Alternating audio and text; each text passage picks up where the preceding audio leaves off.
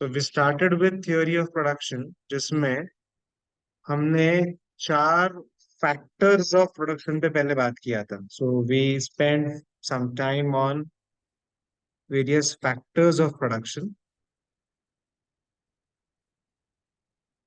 Various factors of production.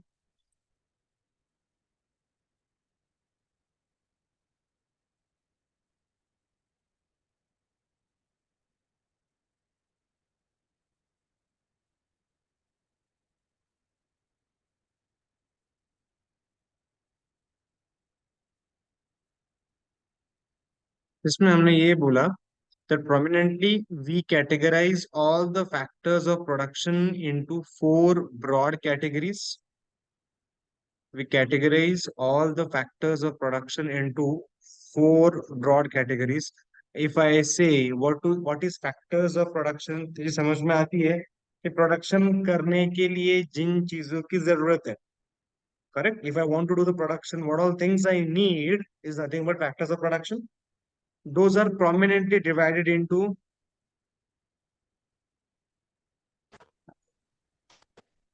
land, labor. Mute yourself, Siddhesh. Land, labor, capital, and entrepreneur. ठीक है. ये हम already discuss कर चुके हैं. Just I am repeating it once again. This we have already seen. So there are four factors of production which is very very important for us. One is land. Land के कुछ कुछ हमने features देखे थे. क्या मुझे कोई बता पाएगा कुछ some of the very peculiar features about land, कि यार ये चीज लैंड के लिए अप्लाई होती है, ऐसे कुछ अच्छी बातें. If anyone can tell any feature you remember. Limited. Okay, very very perfectly said. Land का सप्लाई लिमिटेड है. Supply is limited. आप चाहो उतनी जमीनें, आप चाहो उतने मिनरल्स, आप चाहो उतने पेड़, अपने आप से नहीं आने वाले. So the supply is very much limited. जितना है उतने में ही आपको यूज करना है. Whatever land is available to you, whatever minerals are available to you, whatever sunlight is available to you, उतने ही अवेलेबिलिटी के साथ काम करना है. Supply is limited. Okay. Any other feature, any other characteristic anyone remembers land के बारे में? Immobile factor. Okay, it's immobile. आप लैंड को एक जगह से दूसरी जगह पे हिला नहीं सकते हो.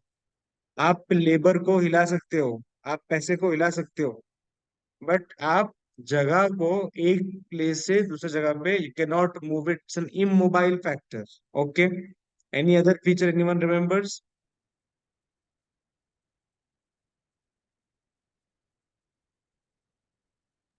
Differences in fertility of land. Okay. हर एक लैंड सेम नहीं होगा. There is going to be some difference in fertility of land. Of course हम लोग इसलिए तो जब जमीनों के भाव अलग अलग क्यों है, क्योंकि कुछ जमीन की फर्टिलिटी बहुत अच्छी है. कुछ जमीनों की फर्टिलिटी बढ़ा सकते हो कुछ करके. कुछ जमीन की फर्टिलिटी में कोई मूवमेंट आ ही नहीं सकता है. ठीक. Then yesterday we started with labour, जिसमें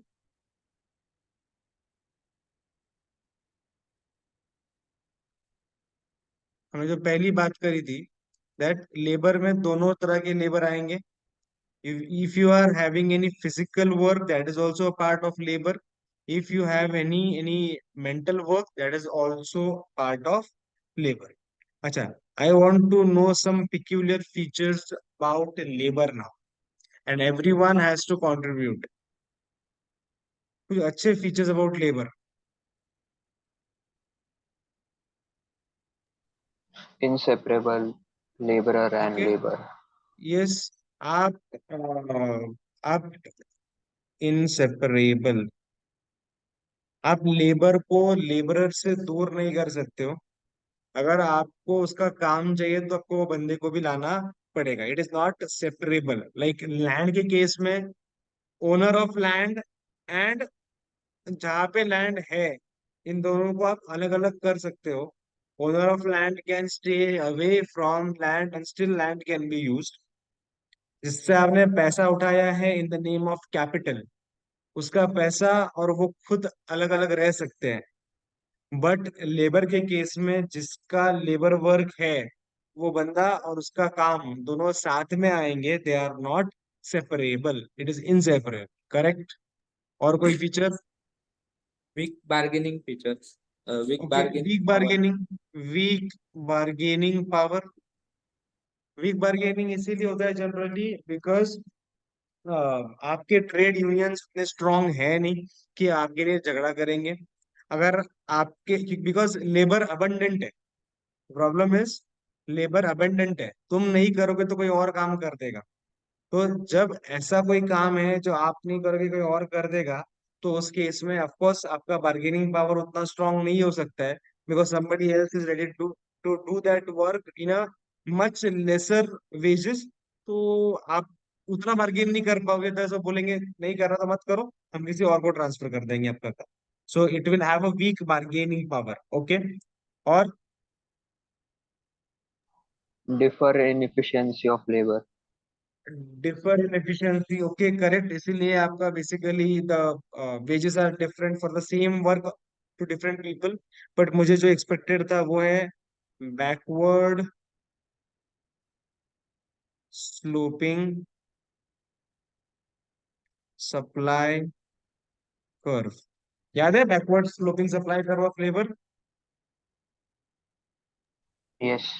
या इनिशियली द लेबर, अगर अगर अगर मैं इसका ग्राफ बनाऊं कि बॉस ये उसका वेजेस है और ये उसका hours given for that work है, तो एक बंदा जब पहले पहले काम चालू करता है उसका वेजेस लो रहते हैं। लो वेजेस पे वो बंदा ही is trying to work hard, और वो उसका ही is giving more and more hours and his wages are slightly rising. आप धीरे धीरे वो लैडर को चढ़ते जाते हो। From clerk you become associate, फिर उसमें बहुत सारे लेवल लेवल्स है। फिर जूनियर मैनेजर, फिर सीनियर मैनेजर, फिर एरिया मैनेजर, फलाना ढिमका चलते रहेगा। तो जैसे जैसे आप लैडर चढ़ रहे हो, आपका पगार बढ़ रहा है हर साल, आप सोच रहे हो I want to achieve so many dreams, you are giving more and more time, more and more efforts, more and more time, more and more efforts. But this will happen up to a point. After a certain point, now you will feel that I have achieved a great, I want to now give more preference to leisure over my work।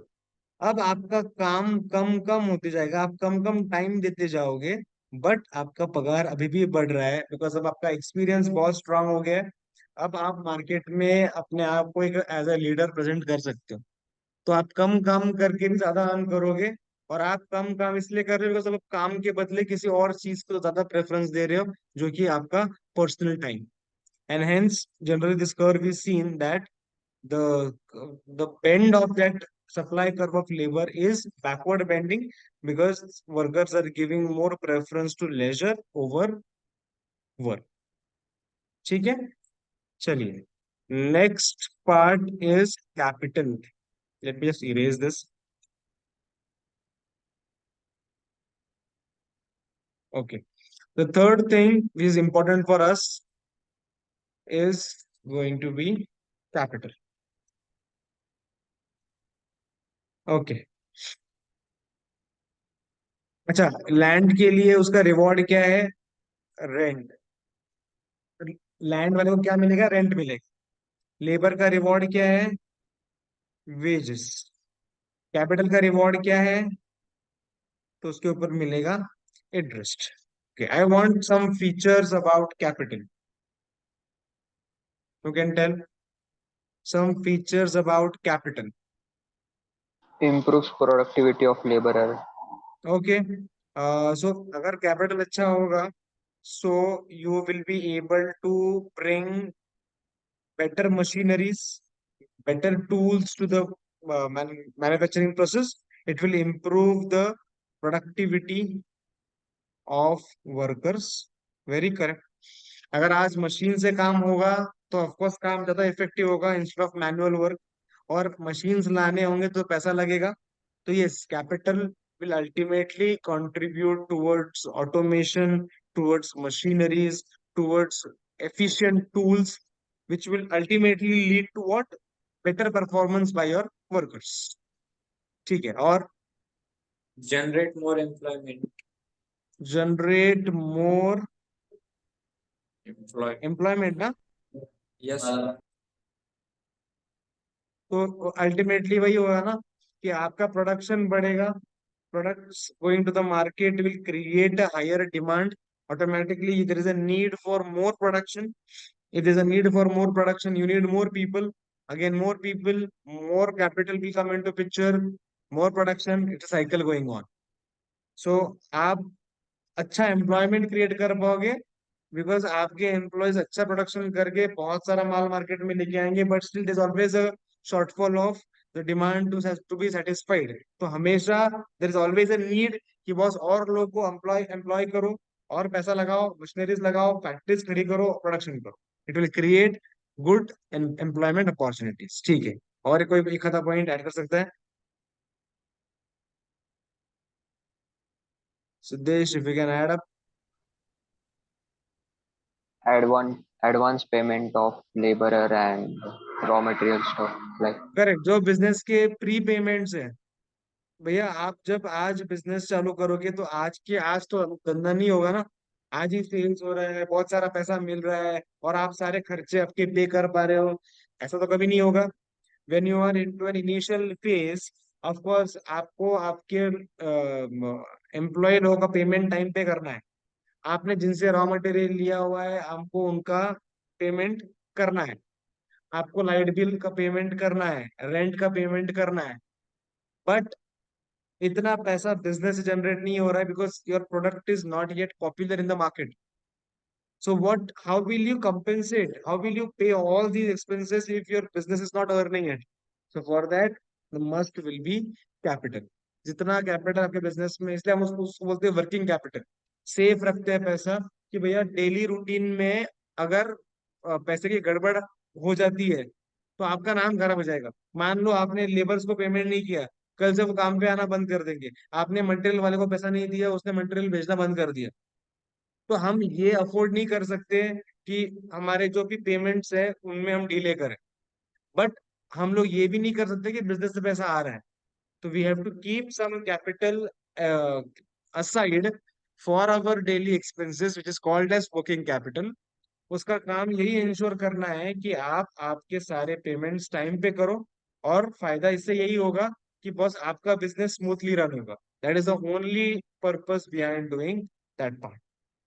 ठीक है, देख, next last part is entrepreneur. Last part is entrepreneur.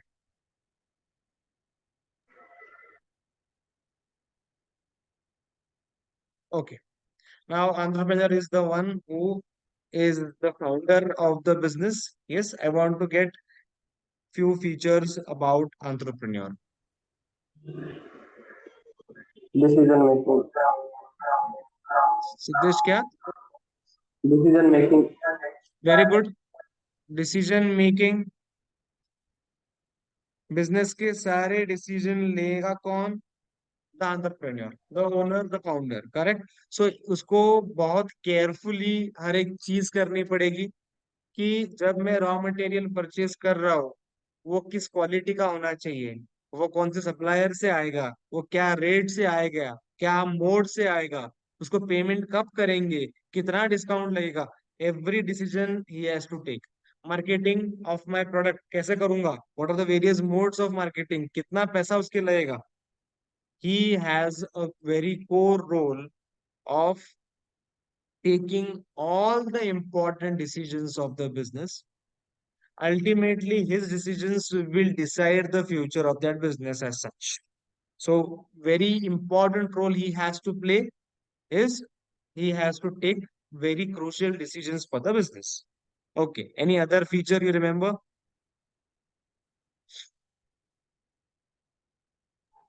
he He initiate the went, business. okay.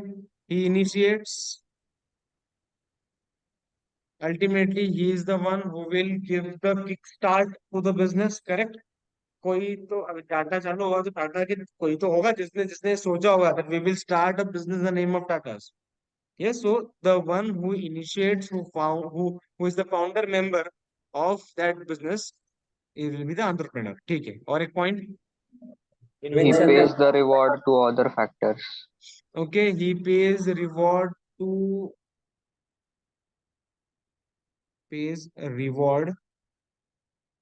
to other factors. जैसे जिसकी जगह है उसको rent पे करना, ये जिम्मेदारी किसकी है? एंटरप्रेन्योर की है।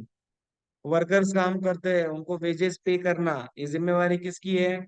तो एंटरप्रेन्योर की। कैपिटल लिया हुआ है, पैसा उठाया हुआ है, उसके ऊपर ब्याज देना, ये जिम्मेदारी किसकी है? एंटरप्रेन्योर की। So, बाकी फैक्टर्स को उनका पेमेंट टाइम पे मिलना चाहिए। That role, that responsibility is on the entrepreneur. He may get a profit और loss, that is different part. इसको इसका रिवॉर्ड जो है, एक तो प्रॉफिट वो कंफर्म मिलेगा, जरूरी नहीं है। ही मे इनकर a loss also.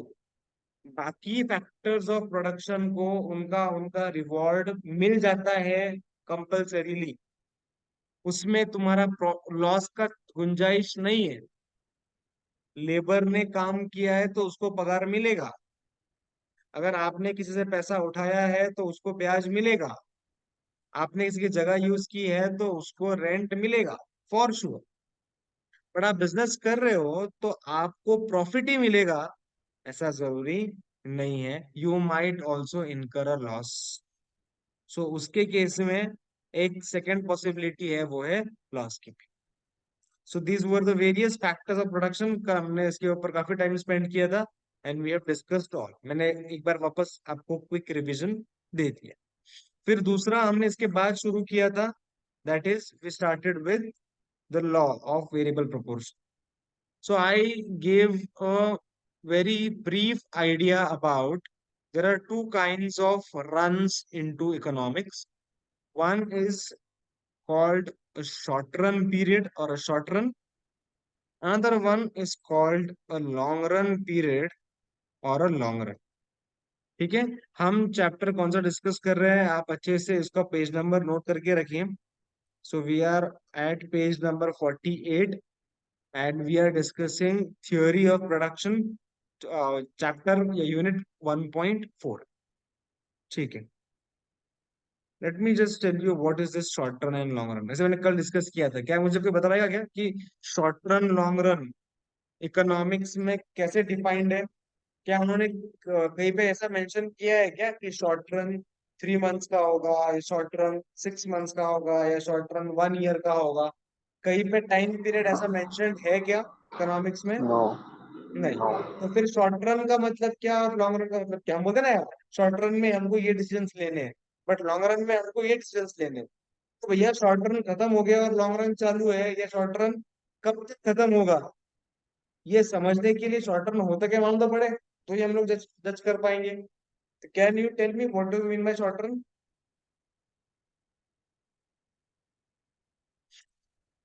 Vaibhav, can you tell me short run क्या था?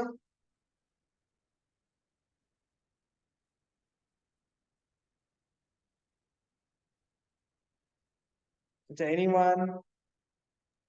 In short run, we change the variable factors and keep the fixed factors constant. ये तो तुम क्या करते हो शॉर्ट रन में वो बोल रहे हो.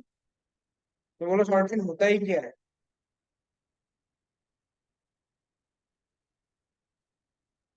एवरीवन प्लीज गौर से सुनो मैं क्या बोल रहा हूँ. टेक टेक अ मिनट, थोड़ा सा इसके ऊपर ब्रेनस्टॉर्मिंग करना. शॉर्ट टर्म क्या है? ऐसा टाइम पीरियड जहां पे कुछ फैक्टर्स आपके फिक्स फैक्टर्स ऑफ प्रोडक्शन है और कुछ फैक्टर्स आपके वेरिएबल फैक्टर्स ऑफ प्रोडक्शन है. अगर किसी टाइम पीरियड में कुछ फैक्टर्स फिक्स है, कुछ फैक्टर्स वेरिएबल है, तो ऐसे टाइम पीरियड को हम बोलेंगे शॉर्ट रन. लॉन्ग रन में तो कुछ भी फिक्स नहीं होता है ना. लॉन्ग रन में तो हम सब कुछ बदल सकते हैं. तो यहाँ पे फिक्स फैक्टर्स होते ही नहीं है. यहाँ पे सिर्फ और सिर्फ वेरिएबल फैक्टर्स होते हैं। शॉर्ट टर्म मतलब क्या, कि भैया हम कुछ बातें नहीं बदल सकते, ये टाइम पीरियड तक हम कुछ बातों को नहीं बदल पाएंगे, सिर्फ कुछ बातें बदल सकती है बिजनेस। फॉर एग्जाम्पल, अगर मुझे प्रोडक्शन बढ़ाना है और मैं प्रोडक्शन बढ़ाने के लिए रॉ मटेरियल बढ़ा सकता हूँ, लेबर बढ़ा सकता हूँ, बट मैं जगह लैंड को नहीं बढ़ा पाऊंगा। मैं मेरे फिक्स्ड रिसोर्सेज जो है मशीनरीज, क्या मैं रातों रात नई मशीनरी परचेज करके लगा दूंगा क्या? नई रातों रात नई जगह खरीद के नई फैक्ट्री खड़ी कर दूंगा क्या? तो ये पॉसिबल नहीं है। आपको प्रोडक्शन बढ़ाना है, आप लेबर लोगों से उसी मशीन पे डबल काम कराओ, डबल शिफ्ट में काम कराओ, आप मटेरियल डबल लगाओ, दैट्स ओके। आप ऐसे करके प्रोडक्शन बढ़ा सकते हो। बट आपको प्रोडक्शन बढ़ाना है तो आप रातों रात नई फैक्ट्री खड़ी नहीं कर सकते हो। It will involve huge amount of money, और इतना पैसा आएगा कहाँ से? और ये डिमांड सस्टेनेबल है या नहीं किसको मालूम है? आज डिमांड है, 2 दिन, 3 दिन, 4 दिन, 5 दिन, 10 दिन, 15 दिन रहेगी, महीना भर रहेगी। उसके बाद अगर डिमांड गिर गई तो हमने इतनी इन्वेस्टमेंट करके रखी हुई है, उसका क्या होगा? सो आप रातों रात फिक्स फैक्टर्स को बदल नहीं पाओगे। तो जब कोई फैक्टर फिक्स है जिसको बदला नहीं जा सकता है, और कुछ फैक्टर्स वेरिएबल है जिनको बदला जा सकता है, तो ऐसे टाइम पीरियड को हम बोलेंगे short run time period. But कुछ सालों बाद, कुछ पीरियड बाद के बाद भी अगर आपका प्रोडक्शन बढ़ाना हो, तो या आप उसमें फिक्स फैक्टर्स को भी बदल पाओगे। कुछ सालों बाद तो भी, एटलीस्ट 5 साल, 10 साल, 15 साल, 20 साल, 50 साल में एटलीस्ट आप एक नई जगह खरीद सकते हो, आप एक नया फैक्ट्री लगा सकते हो, दैट्स पॉसिबल। तो वहां पे कुछ भी फिक्स नहीं है।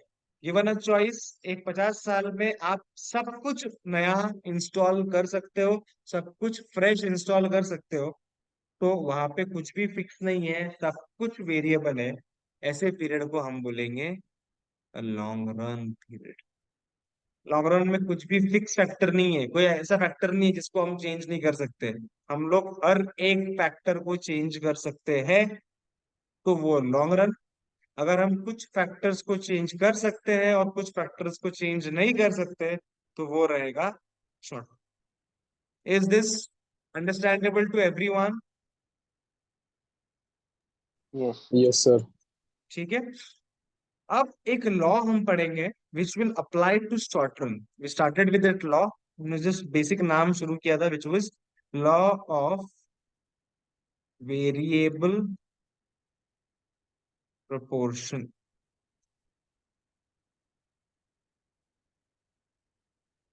Till now, we have seen 3 laws up to this stage.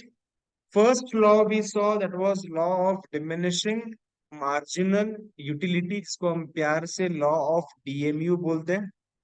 फिर हमने देखा था लॉ ऑफ डिमांड, फिर हमने देखा था लॉ ऑफ सप्लाई। अब ये फोर्थ लॉ में लेके आ रखा है सामने, which is law of variable proportion. सबसे पहली चीज टू अंडरस्टैंड, ये कब रन होगा या ये कब एप्लीकेबल है? ये एप्लीकेबल है शॉर्ट रन में। इसका मतलब है, ये लॉ जब मैं अप्लाई करूंगा तो मेरे पास कुछ फैक्टर्स होंगे जो कि फिक्स फैक्टर्स होंगे, और कुछ फैक्टर्स होंगे जो कि वेरिएबल फैक्टर्स होंगे। और इसमें हमको एक एग्जाम्पल जो बहुत कॉमनली फॉलो होता है, will for the same one. हम लोग एक एग्रीकल्चरल लैंड पे जो कल्टीवेशन करते हैं, उस एग्जाम्पल को लेके ये law of variable proportion understand करेंगे। तो हमारा फिक्स फैक्टर क्या है? हम रातों रात लैंड तो बदल नहीं सकते, हमारी लैंड फिक्स है। बस 1, 2, 3, 4, 5 एकड़ जितनी भी आपकी जगह है, वो जगह आपकी फिक्स है जिसके ऊपर आपको कल्टीवेशन करना। आपका फैक्टर जो वेरिएबल है वो कौन सा है? वो है लेबर। अगर मुझे प्रोडक्शन को चेंज करना है और पीरियड चल रहा है शॉर्ट रन, प्रोडक्शन को चेंज करना मतलब प्रोडक्शन को इधर बढ़ाना या कम करना। अगर प्रोडक्शन बढ़ाना है तो मुझे लेबर को बढ़ाना पड़ेगा, क्योंकि लेबर ये वेरिएबल फैक्टर है, ये बदल सकता है। मैं लैंड के लैंड के ऊपर I can not do anything, I can not change the land will remain as it is. और अगर प्रोडक्शन कम भी करना है तो भी आप लेबर चेंज करके प्रोडक्शन कम करोगे, आप लैंड उसमें वापस कम नहीं कर पाओगे। सो जो भी चेंजेस होंगे वो सिर्फ और सिर्फ लेबर में होंगे। Land as a fix factor will not have any moment. तो हमें चेक करना है कि बॉस, अगर मेरा फिक्स फैक्टर फिक्स है और वेरिएबल फैक्टर में धीरे धीरे बढ़ा रहा हो, तो मेरा आउटपुट कैसे बदलेगा।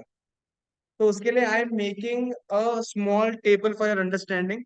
एक बार इसको समझ लेंगे and then we will see what is the text given in your book. तो मैं यहाँ पे ले रहा हूँ पहले एक फिक्स फैक्टर जो कि है लैंड। फिर मैं यहाँ पे ले रहा हूँ वेरिएबल फैक्टर जो कि है लेबर। और यहाँ पे मैं आउटपुट। मान लो fix factor of labour is same 1। आपके पास एक जगह है, उतनी जगह फिक्स रहेगी। उस जगह पे आपने पहले लेबर को काम पे लगाया। So you have a land is a fix land, उसके ऊपर आपने पहले लेबर को काम पे लगाया। अब मान लो उसने काम करके, मान लो 15 केजीज का आउटपुट निकाला एक दिन में या एक महीने में, आपको तो पकड़ना है वो। सो एक लैंड पे एक बंदा काम कर रहा है and he is able to generate the output of 15 cases. अब तक लैंड फुल्ली यूटिलाइज नहीं हुई है। ये जितनी समझ लो ये तुम्हारी एग्रीकल्चरल लैंड है। तो ऑफ कोर्स एक बंदा जो काम कर रहा है वो इतनी एरिया, मान लो इतनी एरिया उसने यूज कर लिया, इतने एरिया में उसने काम चालू कर दिया और उससे वो 15 केजीज का आउटपुट बना पाया। ऑफ कोर्स अभी भी बहुत सारी लैंड अनयूटिलाइज्ड है, मुझे आउटपुट को बढ़ाना है। क्या मैं लैंड को बढ़ा सकता हूँ क्या? आंसर इज नो, बिकॉज ये फिक्स फैक्टर है तो लैंड में कोई चेंज नहीं होगा। आपको आउट बढ़ाना है, आपको वेरिएबल फैक्टर को बदलना पड़ेगा। तो मैंने एक बंदे को हायर किया और दूसरा बंदा अ, उसी जगह के ऊपर काम करने को लगाया। अब जब पहले बंदे ने 15 केजीज का आउटपुट किया है तो हमको लगा था कि दो बंदे लगाएंगे तो output will be double 30 KGs, but ऐसा नहीं हुआ।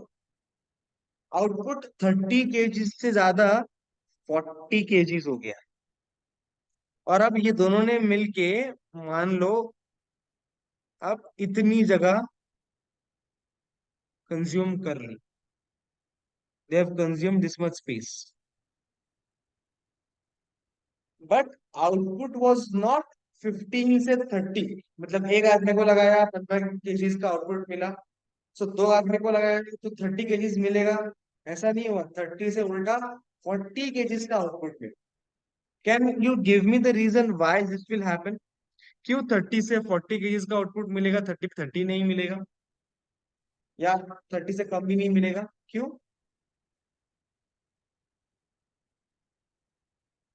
Can you give me some rough guesses? इधर शायद ये रीजन हुआ होगा, शायद ये वजह होगी। वो दोनों अपने अपनी एक्सपर्टीज लाएंगे इसलिए। करेक्ट। जब दो लोग काम कर रहे हैं तो ऐसा हो सकता है that labour one was expert into something and labor two was expert into something। अब लेबर, जिस काम में लेबर टू एक्सपर्ट है उसमें लेबर वन नहीं था तो उस काम को बहुत टाइम लग गया। जिस काम में लेबर वन एक्सपर्ट था उसमें लेबर टू नहीं है तो लेबर टू अगर अलग अलग काम करे तो उसमें वो उतना अच्छे से नहीं कर पाएगा। तो जब दोनों साथ में काम करेंगे, दोनों अपने अपने एक्सपर्टीज से काम करेंगे, तो ऑफकोर्स आउटपुट में ग्रोथ अच्छे रेट से आएगा। तू ये काम संभाल ले, मैं ये काम संभालता हूँ, वो अच्छा काम करता है इसमें, तू वो काम कर, मैं जिसमें अच्छा करता हूँ मैं वो काम करता हूँ। What will happen because of this? The output will increase at a much higher rate than what we expect. तो हमको बहुत अच्छा लगा कि यार इस बंदे को हायर किया तो आउटपुट डबल से ज्यादा हो। अब मुझे अभी भी मेरी लैंड अनयूटिलाइज्ड है, तो मैंने क्या किया, मुझे आउटपुट को बढ़ाना है, तो मैंने तीसरे बंदे को हायर किया। मैंने तीसरे बंदे को हायर किया। तो अब मेरे को लगा था कि अगर एक को हायर करके 15 मिला है, तो इसने 15 क्वांटिटी का काम किया। जब दूसरे बंदे को मैंने हायर किया तो मेरा आउटपुट 25 से बढ़ा। जब मैंने तीसरे बंदे को हायर किया तो मेरा आउटपुट मान लो 30 kg से बढ़ गया, मतलब 70 kg हो गया। और इन तीनों ने मिलके मान लो इतनी जगह आप कंज्यूम कर लें, तो इट्स गोइंग गुड। जैसे जैसे आप लोगों को ऐड कर रहे हो, आप वेरिएबल फैक्टर को बढ़ा रहे हैं, आपका आउटपुट अच्छे रेट से बढ़ रहा है। I will say this growth is happening in increasing stage. Increasing returns मिल रहे हैं आपको, बढ़िया रिटर्न्स मिल रहे हैं। फिर आपने देखा अभी भी कोई जगह अनयूटिलाइज्ड है, पहली बात। दूसरी बात, अगर आउटपुट बढ़ाना है तो फिक्स पेट्रोल तो मैं बदल सकता ही नहीं हूँ, मुझे लेबर को वापस नया एडिशन देना पड़ेगा। तो मैंने अभी चौथे आदमी को ऐड किया। मैंने देखा जब मैंने चौथे आदमी को ऐड किया, मेरा आउटपुट सिर्फ 15 kg से बढ़ के 85 kg हुआ। और अब इन चारों ने मिलके ऑलमोस्ट पूरी जगह कंज्यूम कर ली। ऑलमोस्ट पूरी जगह कंज्यूम कर ली।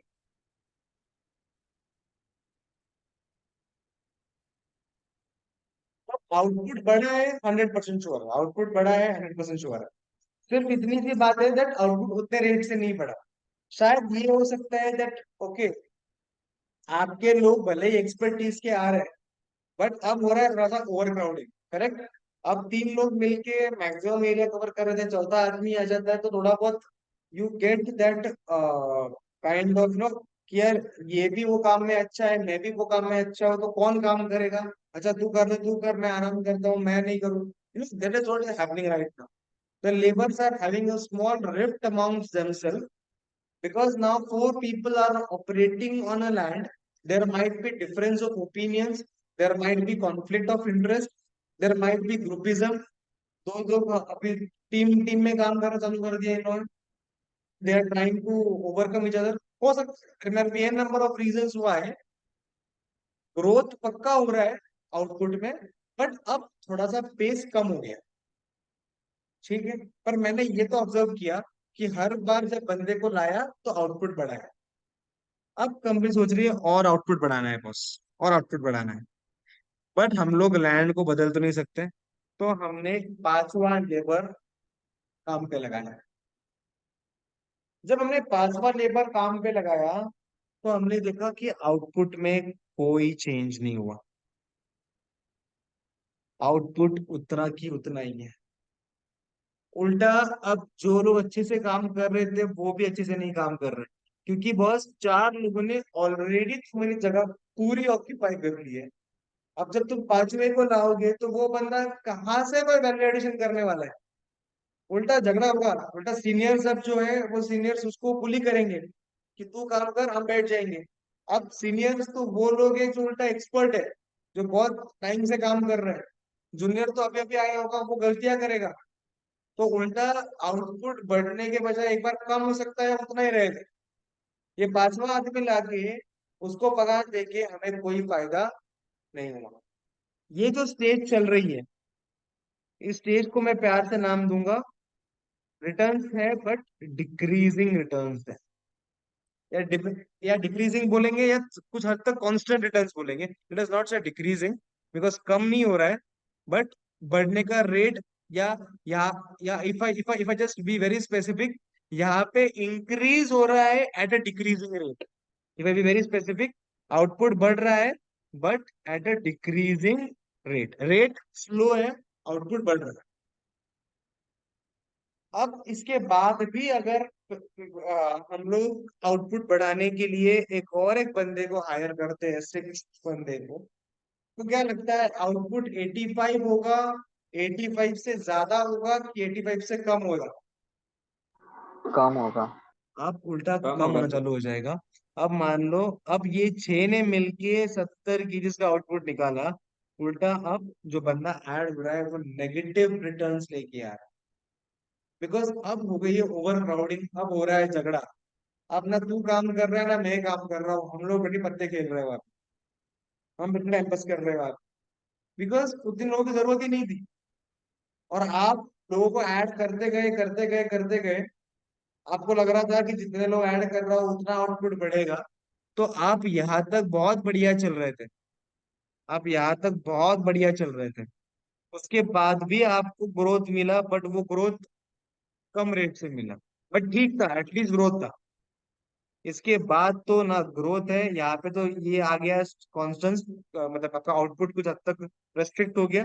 और इसके बाद भी कंटिन्यू करोगे तो ये आपको नेगेटिव रिटर्न्स लेके आएगी। तो कुछ हद तक ये जो स्टेज चल रही है जिसमें आपका आउटपुट कुछ हद तक बढ़ रहा है, this is called as stage 1। जहां पे आपका आउटपुट भी ऑलमोस्ट कांस्टेंट हो गया, रेट भी थोड़ा स्लो हो गया, इसको बोलेंगे स्टेज 2। स्टेज 1 क्या है? आउटपुट बढ़ रहा है और बढ़ने का रेट भी इंक्रीजिंग रेट है। स्टेज 2 क्या है? आउटपुट बढ़ रहा है but the rate is slow, और कुछ हद तक अभी एक रिडंडेंसी आ गई है, एक कांस्टेंट, एक हद तक रुक गया है आपका ग्रोथ। और स्टेज 3 मतलब क्या? अब भैया आपका नेगेटिव रिटर्न चालू हो गया। सो यहाँ पे if I say increasing returns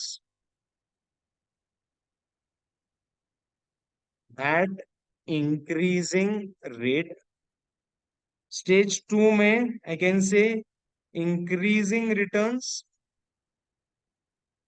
at diminishing rate, और स्टेज 3 पे नेगेटिव रिटर्न्स। तो आइडियली क्या कोई भी कंपनी स्टेज 3 में काम करना पसंद करेगी क्या? स्टेज 3 में नो। काम करना पसंद करेगी क्या? नो। नो। आइडियली आपको मैक्सिमम कहाँ रुकना चाहिए? स्टेज 2 पे। वर्स्ट टू वर्स्ट आपको स्टेज 2 पे रुक जाना चाहिए। मतलब जब आपको मालूम पड़ गया कि 5वें आदमी को हायर करके आउटपुट में कोई चेंज नहीं हो रहा है, मतलब अब आपका मैक्सिमम आउटपुट अचीव हो गया है, अब कहीं तो रुक जाओ भैया। इसके बाद लोगों को हायर करना शायद आपको अफोर्डेबल नहीं होगा। तो आपने स्टेज 2 पे रुक जाना चाहिए। अच्छा मुझे बताओ, स्टेज 2 पे आपका आउटपुट 85 केजीज है। अब अगर बिजनेस को 85 केजीज से बढ़ा के 100 केजीज तक जाना होगा, तो क्या शॉर्ट रन में काम करना चलेगा क्या? क्या आप सिर्फ वेरिएबल फैक्टर को बढ़ा बढ़ा के काम कर सकते हैं क्या? नो। नहीं। अब आपका शॉर्ट रन में अगर आप ऐसे काम करोगे तो वर्कआउट नहीं नहीं होगा। आपको फिक्स फैक्टर को बदलना पड़ेगा। अब आपको नया लैंड लेना पड़ेगा if you want to increase the production beyond stage 2। क्या ये कॉन्सेप्चुअली क्लियर हुआ सबको? Yes. Yes yes sir. Sir. Okay. Yes sir. और ये जो मैंने ब्लू में लिखा है, इसी को अगर प्यार से एक शब्द चाहिए मेरे को, कि ये जो ब्लू में लिखा हुआ है 15, 25, 30, 15, 0, -15, ये जो है इसको प्यार से हम क्या बोलेंगे? इसको प्यार से बोलेंगे मार्जिनल प्रोडक्ट या मार्जिनल आउटपुट। हर एक बंदा जो ऐड हुआ उसके वजह से एडिशनल कितना आउटपुट आया, हर एक बंदा जो ऐड हुआ उससे एडिशनल कितना आउटपुट आया उसको बोलेंगे मार्जिनल प्रोडक्ट। और ये जो है 15, 40, 70, 85, 85, 70, इसको प्यार से बोलेंगे टोटल प्रोडक्ट या टोटल आउट। ठीक है, so this law of variable proportion tells you that आप शॉर्ट रन में एक हद तक वेरिएबल प्रोपोर्शन को, वेरिएबल आइटम्स को बदल के आउटपुट बढ़ा सकते हो, बट उसकी एक लिमिटेशन है। एक पॉइंट के बाद वो पॉसिबल नहीं हो, उसके बाद आपको फिक्स फैक्टर को बदलना पड़ेगा। ठीक है, मैंने रिकॉर्डिंग शुरू किया था ना रे? हाँ, हो रहा है। ठीक है, so let me just take few things off from the text. We are right now studying law of variable proportion. ठीक है, this law explains relationship between inputs and outputs in short period. According to this law, output can be changed by changing some factors. आप output change कर सकते हो by changing some factors which are variable factors, while other factors are constant. Other factors are constant. ये other factors कोई और नहीं है जबकि fixed factors. Hence, it is called as law of variable proportion. This law was developed by Alfred Marshall. नाम याद रखना पड़ेगा। ये जो उसका वर्डिंग से यू कैन इग्नोर दैट। इसमें हमने बोला है टोटल प्रोडक्ट क्या है? Total product is the total output of the firm, जो हमने निकाला था। ठीक है, 15, 40, 70 जो भी था, it is total product. What is marginal product? Is a change in the total product resulting from using an additional unit of variable factor. So what is marginal product? आपके टोटल प्रोडक्ट में कितना change आया because of addition of a variable factor. तो वही तो हमने देखा यहाँ पे, जब हमने ये किया था तो क्या किया, ये सेम चीज तो किया कि बॉस मैंने चेक किया कि टोटल प्रोडक्ट में कितना चेंज आया, 15 से 40 हो गया, मतलब कितना चेंज आया, 25 का चेंज आया। तो अगर ये 25 का चेंज आया हुआ है by adding a second unit, तो सेकेंड यूनिट का मार्जिनल प्रोडक्ट हो गया 25। फिर मैंने थर्ड में क्या चेक किया, 40 से 70 हो गया, मतलब कितना चेंज हुआ टोटल प्रोडक्ट, 30 से चेंज हुआ। तो तीसरे बंदे को लाने की वजह से आपका टोटल प्रोडक्ट 30 से बड़ा हुआ है, hence marginal product becomes 30 and so. ठीक है, फिर कुछ चला गया।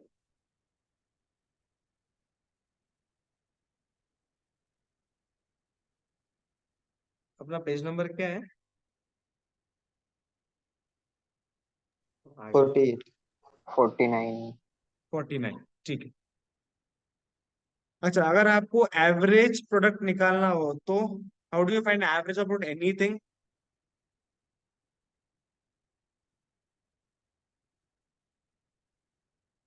How do you find average product? Total product upon quantity, Divided वैसे by कर देना average. Yes, total upon upon quantity, quantity of labour. So अगर मैं बोल रहा हूँ टोटल प्रोडक्ट है आपका 70 और 70 आपको मिल रहा है 3 लोगों को लगा के, तो आप एवरेज कैसे निकालोगे? 70 डिवाइडेड बाय 3। तो जो भी नंबर आएगा आप वो number will become your average product. ठीक है, is output per unit of the variable factor. Formula is Q upon L, where Q is TP and L is quantity of labor. Okay, यही जो हमने भी बनाया था वो, कि आपने यूनिट्स ऑफ लेबर धीरे धीरे बढ़ाया, तो आपने चेक किया आपका टोटल प्रोडक्ट पहले अच्छे रेट से बढ़ा, ये इस रेट से बढ़ रहा है, 10 के बाद 12 से बढ़ा, इसलिए 10 का 20 नहीं हुआ, 22 हुआ, 20 का 30 नहीं हुआ, 36 हुआ, 36 का बढ़ा बट रेट कम हो गया, 48। फिर बढ़ा बट रेट कम हो गया, 7 से बढ़ा, बढ़ा बट रेट कम हो गया, 5 से बढ़ा। तो यहाँ पे आप ऑब्जर्व कर रहे हो, ये जो चेंज है या ये जो तीनों है, basically this is basically increasing returns,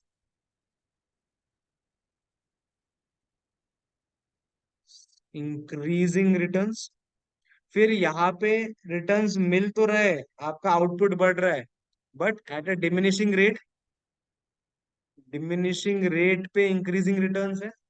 और यहाँ पे तो कुछ हद तक कांस्टेंट ही हो गया, बढ़ा नहीं, कुछ नहीं कुछ नहीं, इसलिए 0। और यहाँ पे you have a negative return. Are we good? Any doubt to this stage? Because I'm going to ask you this later on. You know that very well कि अपना एक बार मैं करता हूँ फिर एक बार आप मुझे बता दो क्या कि आप क्या समझ में आया, इसलिए टाइम दे रहा हूँ। अगर कोई डाउट है तो अभी पूछो, बाद में मत बोलना। कल जो लोग नहीं थे उनके लिए वापस रिवाइज किया है मैंने पूरा के पूरा, ये हमने कल डिस्कस किया था। So Marshall has explained this law as an example. He applies it to cultivation of land. जैसे हमने example लिया वही वही वही तो उठाया वो example था. So according to this law, when land is kept as constant and labor goes on increasing, in the first stage it gives increasing returns, and after a certain stage it starts diminishing. When the labor becomes relatively abundant, मतलब बहुत ज्यादा labour जब हो जाएंगे तो marginal product में even become negative. तो उसी को उन्होंने नीचे एक्सप्लेन किया है, वो सेम थी। और यही थे वो स्टेज 1, स्टेज 2, स्टेज 3। स्टेज 1 में आप देख रहे हो रिटर्न्स बढ़ रहे हैं बट बढ़िया रेट से बढ़ रहे हैं, इंक्रीजिंग रेट से। स्टेज 2 में बढ़ तो रहा है but the rate is small. और जहां पे अब कांस्टेंट हो गया, मतलब जहां पे आपको मैक्सिमम आउटपुट मिल गया, वहां पे आपकी स्टेज 2 खत्म। और उसके बाद चालू होगी आपकी खराब स्टेज जो कि है स्टेज 3, जहां पे आपको रिटर्न्स नेगेटिव मिलने चालू हो जाएंगे। ये सबसे बेस्ट स्टेज है किसी भी बिजनेस के लिए। अगर आप स्टेज 1 में ऑपरेट कर रहे हो तो आप ऑलरेडी बेस्ट स्टेज में ऑपरेट कर रहे हो, बिकॉज आपको बहुत हायर रेट से आउटपुट बढ़ रहा है। ये है जहाँ पे रेट मतलब there's a growth in real product but the rate is diminishing rate, but ideally आपने आर पे रुक जाना चाहिए। ये जो आर पॉइंट है आपने इस आर वाले पॉइंट पे रुक जाना चाहिए। So the first stage TP AP MP goes on increasing, but at the end of first stage MP starts to decline. Marginal product अगर मार्जिनल प्रोडक्ट अच्छे रेट से बढ़ेगा तो ही टोटल प्रोडक्ट अच्छे रेट से बढ़ेगा। तो पहली स्टेज खत्म होते होते आपकी मार्जिनल प्रोडक्ट में, ये है मार्जिनल प्रोडक्ट का कर्व दिख रहा है, एमपीपी इज मार्जिनल प्रोडक्ट। तो स्टेज 1 में अगर आप ऑब्जर्व कर रहे हो, स्टेज 1 में मार्जिनल प्रोडक्ट बहुत अच्छे रेट से बढ़ रहा था, बट जैसे ही स्टेज 1 खत्म हुआ मार्जिनल प्रोडक्ट का गिरना चालू हो गया। मार्जिनल प्रोडक्ट गिरना चालू हो गया इसलिए इधर भी रेट स्लो हो गया ग्रोथ का। The first stage ended where marginal product is equal to average product. तो पहली स्टेज कब एंड होगी? जब आपकी एमपी और एपी इक्वलाइज हो जाए। If you see over here, आपकी पहली स्टेज कब एंड हो गई? जब आपकी मार्जिनल प्रोडक्ट और एवरेज प्रोडक्ट इक्वलाइज हो गए। उस पॉइंट पे आपका स्टेज 1 फिनिश हो। उसके बाद स्टेज 2 चालू, जिस केस में आपका एपी तो गिर ही रहा है, एमपी भी गिर रहा है, टीपी बढ़ रहा है but at a diminishing rate, and at the end of second stage the TP reaches the maximum. जैसे जैसे सेकेंड स्टेज एंड होगा आपका टोटल प्रोडक्ट मैक्सिमम को जाके टच करेगा। जैसे ही टोटल प्रोडक्ट मैक्सिमम को टच हो जाएगा आपका मार्जिनल प्रोडक्ट जीरो था। आपको याद है ये चीज हमने उधर भी की थी एमयू टीयू में, याद है क्या? Yes. When mu is 0, tu is maximum, याद है? Maximum. यस, तो वही चीज यहाँ पे भी अप्लाई होती है। जब mp is 0, tp is maximum, and third stage में mp ap goes on diminishing but mp becomes negative। Third stage में तीनों ही गिर रहे हैं और mp तो हो चुका है नेगेटिव। तो पहले स्टेज में तीनों बढ़ेंगे, पहली स्टेज खत्म होते होते एमपी विल बिकम डिक्लाइन। पहले स्टेज में क्या है?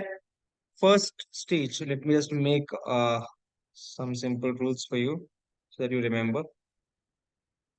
So stage 1 में EP is rising, AP is rising, MP is rising, तीनों बढ़ रहे हैं. Stage 2 में what will happen? Stage 2 में TP is rising, AP में हल्की सी गिरावट है, MP में गिरावट है, और स्टेज 3 में तीनों गिरेंगे. TP भी गिरेगा, MP भी गिरेगा, AP भी गिरेगा, और यहाँ पे तो MP उल्टा नेगेटिव भी हो जाएगा.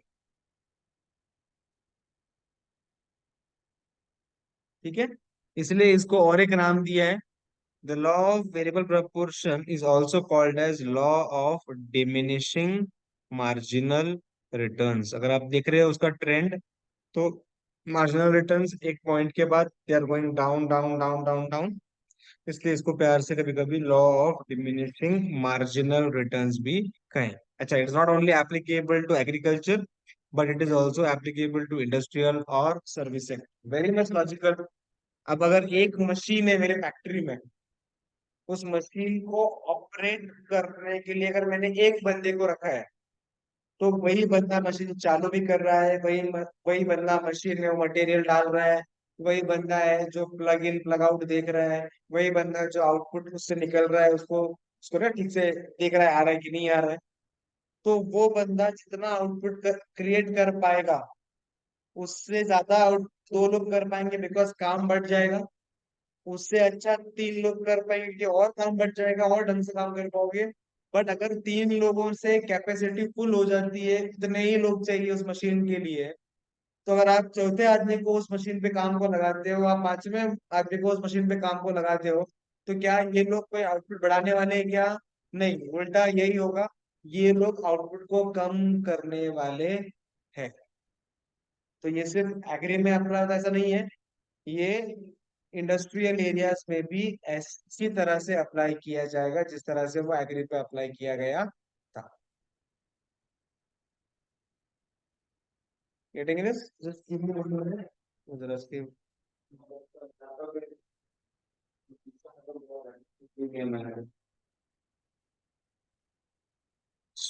आप लोग प्लीज सारे जो पॉइंट्स दिए हुए हैं जस्ट गो थ्रू कीजिए.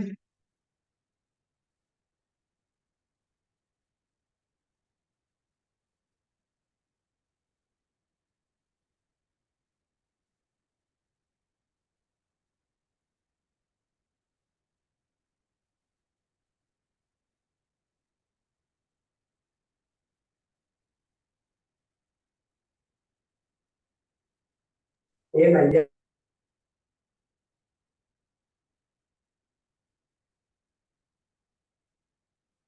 ओके, इसके कुछ रीजंस दिए हैं कि ऐसा क्यों होता है. तो पहला reason, all units of variable factors are not homogeneous. I hope you understand what's the meaning of the word homogeneous. Yes, मतलब क्या? same product. सेम. तो वेरिएबल फैक्टर्स सारे सेम नहीं होंगे, सारे लेबर सेम नहीं हो सकते. उल्टा क्या होता है ना, जब आप फ्रेश नए फर्स्ट लेबर को अप्लाई करते हो, तो फर्स्ट लेबर नया नया है, उस टाइम पे वो गलतियां कर रहा है. जब आप दूसरे बंदे को हायर करते हो, तो दूसरे बंदे की वो गलतियां फर्स्ट वाला बंदा टेक केयर कर लेगा ना, तो आउटपुट बढ़ जाएगा. तीसरे बंदे को लाओगे तो वो और फ्रेश है, वो शायद और गलतियां करेगा, तो फर्स्ट एंड सेकंड मिलके इसकी गलतियां संभाल लेंगे. बट एक टाइम के बाद क्या हो जाता है, फोर्थ फिफ्थ जब आता है, तो अब हो रही है ग्रुपिज्म. तो अब वो लोग वो चौथे पांचवे को काम पे लगा रहे हैं और फर्स्ट और सेकंड आराम कर रहे हैं. अब अगर आप चौथे पांचवे को काम पे लगाओगे, तो वो नए लोग हैं, और वो नए लोग हैं तो वो गलतियां करेंगे, और उनकी गलतियों को टेक केयर करने के लिए फर्स्ट वाला बंदा सेकंड वाला बंदा भी तैयार नहीं है. तो उस केस में गलतियां ज्यादा होगी, output will shrink. So hence, as all the units of variable factors are not homogeneous, अगर homogeneous होते तो सवाल ही नहीं था. तो अगर फर्स्ट बंदा जितना आउटपुट निकाल रहा है, सेकंड भी उतना ही निकालता, थर्ड भी उतना ही निकालता, फोर्थ भी उतना ही निकालता, बट ऐसा नहीं होता, because all the factors are different. ठीक है। इम्परफेक्ट सब्स्टिट्यूशन, एक के बद मतलब एफिशिएंट के बदले कभी कभी इनएफिशिएंट सब्स्टिट्यूट हो जाता है। आपने पांचवा बंदा जो हायर किया, अगर वो अच्छा हायर कर लिया होता तो शायद आउटपुट बढ़ जाता। बट आपने जिसको सब्स्टिट्यूट किया, जिसको हायर किया, वो बंदा उतना बढ़िया नहीं, उल्टा उसने पूरे माहौल को खराब कर दिया। तो if the substitution is not proper, जिसको आप नियुक्त कर रहे हो वो परफेक्ट बंदा नहीं है, तो in that case the output में go down, the combinations becomes wrong. Like वही बोल रहा हूँ, ग्रुपिज्म हो गया। तो जो जिसके साथ काम कर रहा है वो उसको बिगाड़ रहा है। कहाँ काम कर रहा है, मैं भी नहीं कर रहा हूँ, मुझे पूरा पेमेंट मिल रहा है, तू भी मत कर, तुझे पूरा पेमेंट मिलेगा, आराम कर, ये मस्ती करते, ये करते हो। अगर ऐसा कोई कॉम्बिनेशन बन जाता है तो जो काम बनने वाला था वो काम भी अब नहीं बनेगा। So this law is useful for the producer for making decisions about the output. According to this law, the firm or producer operates only in the second stage. He never chooses either the first stage or second stage or third stage. मुझे third stage तो समझ में आता है कि भैया third stage में operate नहीं करना चाहिए क्योंकि रिटर्न्स ही नेगेटिव है। बट वो लोग बोल रहे हैं कि फर्स्ट स्टेज में भी काम नहीं करना चाहिए। क्यों? क्यों फर्स्ट स्टेज में काम नहीं करना चाहिए? वो लोग बोल रहे हैं सबसे बेस्ट स्टेज सेकंड स्टेज ही है। Why they are not saying that a firm should operate in the first stage?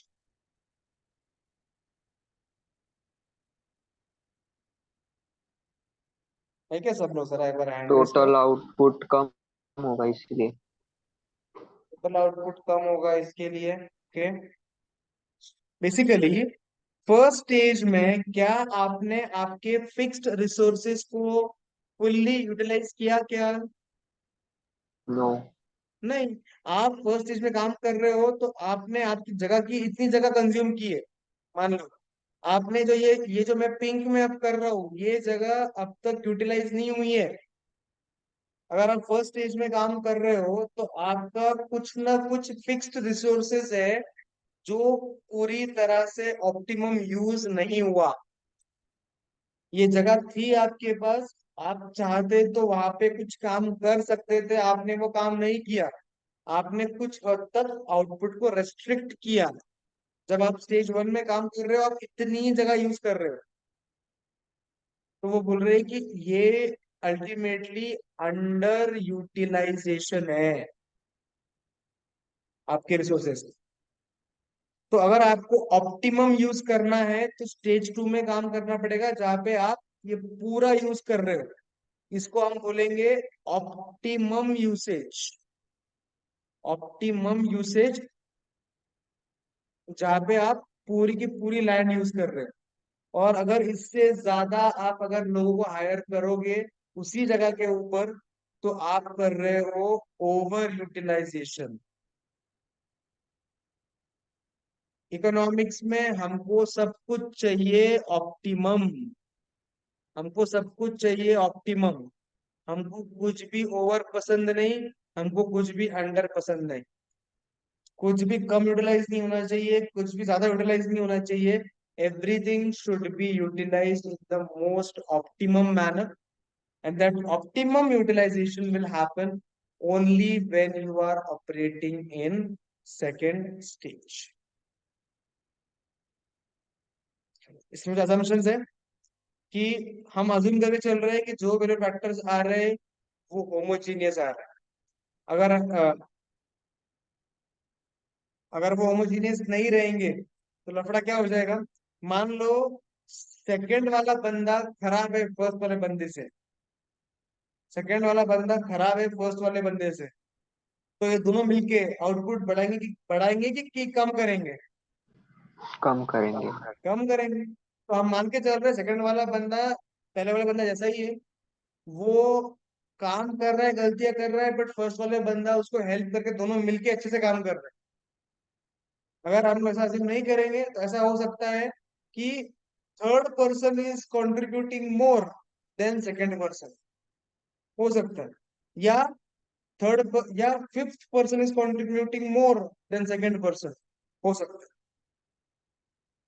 Second assumption है कि कुछ फैक्टर्स को बदलने की अनुशंका है, पॉसिबिलिटी है, चांस है, और कुछ फैक्टर्स को हम नहीं बदल पाएंगे, वो कांस्टेंट रहेंगे।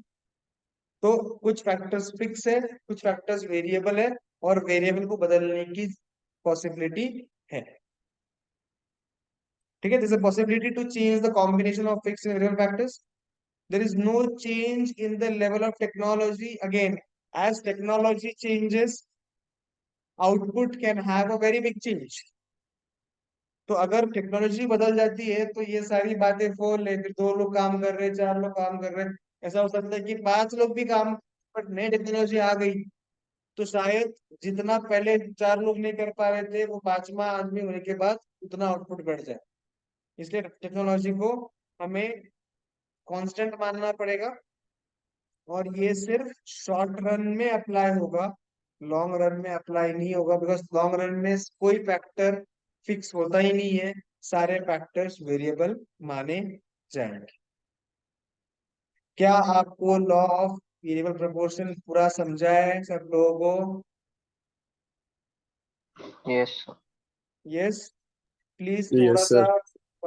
रिवाइज करते चलिए बीच बीच में। ठीक है, सो Yes. आपको as of now I am just stopping over here where we have discussed some features about factors of production। जो लोग कल नहीं थे, आज आप लोग ये सारे फैक्टर्स ऑफ प्रोडक्शन को अच्छे से गो थ्रू करोगे, उनके फीचर्स को अच्छे से गो थ्रू करोगे। आपकी कल टेस्ट है, डे 1 से हमने जितना किया हुआ है till today, whatever we have done, आपकी कल टेस्ट होने वाली है एमसीक्यू बेस्ड। सो आपको अच्छे से प्रिपेयर करना है। मुझे ये रीजन नहीं चाहिए कि मैं नहीं था उस क्लास में तो मुझे नहीं पता, दैट विल नॉट डू।